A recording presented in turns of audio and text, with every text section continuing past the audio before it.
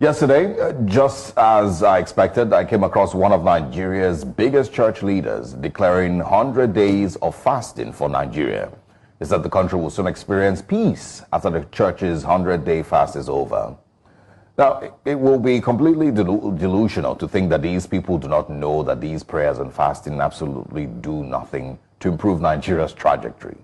Yet every new year, we start with these prayers for a better Nigeria. So I'm asking this morning, what more do you want God to do for Nigeria? Because if nations across the world were to argue as to who is God's favorite child, Nigeria will undoubtedly be seen as one of God's favorite children. God gave Nigeria everything, way more natural and human resources than most countries on earth. Arable land, no natural disasters, fantastic weather for agriculture, some of the most brilliant minds on earth, a people with the skills to thrive in any part of the world that we have found. God didn't fail Nigeria one bit. Nigerians failed Nigeria. God gave this nation fertile soil, rivers that flow like veins through the heart of the nation. Nigeria is not lacking in blessings that we need to pray for. It is instead drowning in gross mismanagement. So again, what more do you want God to do for Nigeria as you fast for 100 days? What more is God meant to do for our country? To choose your leaders for you? To help you jail your corrupt politicians? To help you properly utilize all the vast resources that He has already blessed us with?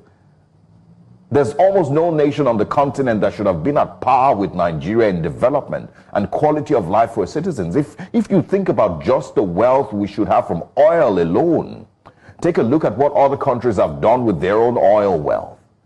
Think of what the Niger Delta alone could look like if we managed our resources better.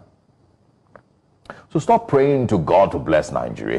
He's already blessed us beyond what we could ever imagine. And again, when you are calling on God to save Nigeria, what exactly do you want Him to do? God is not going to run your elections for you. He's not going to run your justice system for you. He will not create a better constitution for Nigeria. All of those things were left for you to handle as Nigerians, the best that you could.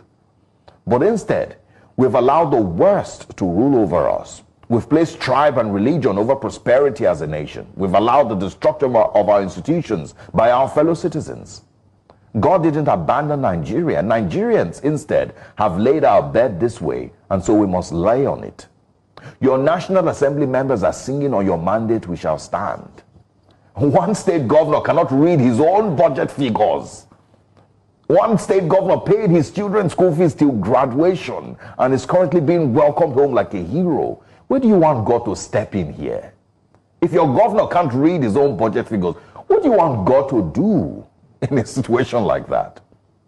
Again, we have laid our bed. Let us lie on it. Good morning, Nigerians.